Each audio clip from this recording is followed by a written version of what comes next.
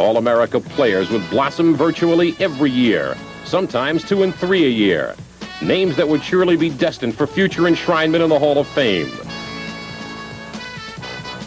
There was Leroy Jordan, and Steve Sloan, Ray Perkins, and Kenny Stabler, Johnny Musso, John Hanna, Richard Todd, and many more, including one named Joe Willie Namath.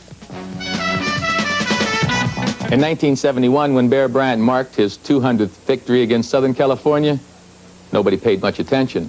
But by the time he had won his 250th game in 1975 against LSU, well, the dramatic concept started to emerge.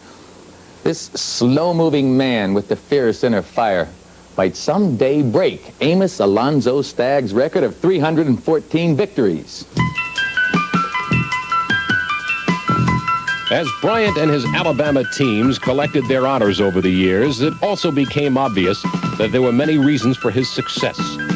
His abilities as a teacher, his way of attracting and molding great assistant coaches, his tremendous talent as a recruiter, and his knack of dealing effectively with his players on a personal basis. The football players gave Bryant their best, and he gave them the best in magnificent Bryant Hall, a very special dormitory for football players.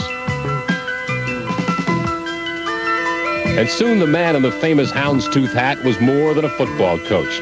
He was growing into legendary status, a dynamic hero figure in the state of Alabama who had turned Crimson Tide football almost into a religion.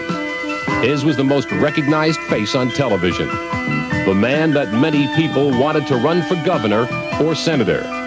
But all Bear Bryant wanted to do was enjoy his family and coach Alabama teams and see his players become successful in life after football. A moment now with one of my favorite people, Jim Goosetree, the head trainer at the University of Alabama. He's known Coach Bryant from the first day there. Say, Goose, tell us, what was it like the first day you met Coach Bryant? Back in 1957, I had arrived here 3 months before Coach Bryant came, and when he was hired, I was a little apprehensive about whether or not I might be retained, and as it turned out, one day in January after a basketball trip, he and I passed in the hall, and I said, "Coach, I need to talk with you." He said, "Oh yeah, I've been wanting to talk with you too, Jim. Come on down to the office." And we went in his office that it had remodeled. Actually, 6 assistants had resided in that area, and he fixed it up into a conference room and into his office. And at that time, I thought, well, we're going to have a nice long chat, so I trailed him down the hall, and he walked into his office, sat down on the conference table, wheeled around, and looked me straight in the eye, and still, even sitting on the table, he towered over me and said, "Jim, I know more about you than you know about me." He said, "If I like you and you like me, after spring practice, you've got a job at Alabama as long as you want one." And for some reason or other, I just reacted and blurted out. I said, "Coach, I've already got 50% of that whipped. I better get out of here and go to work on the other half." So actually, that was our start. And of course, later on in June, as contract time came, he and I had a verbal agreement, and actually over the years, 25 years to be exact, I've never had a written contract with the University of Alabama or Coach Bryant, and he's certainly been awfully good to me, and you know how we feel about each other. Coach, tell us, did the 1981 season have any extra pressure, more so than the others?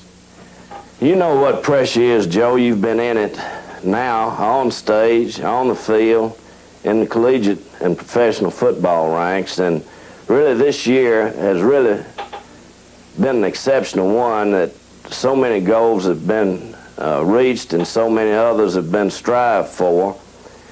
The pressure was accepted by Coach Bryant right from the start. He's tried to keep the staff and the personnel on the football team from feeling any pressure of the goals that people have set for him, other than our only goal to win the national championship. Hopefully, many of us, I feel sure, and in my case, I've self-imposed pressure on myself, and I would have to say that probably it has been a little different, because we all have felt the real desire and real need to help him reach goals that people have set for him and that he's set for himself.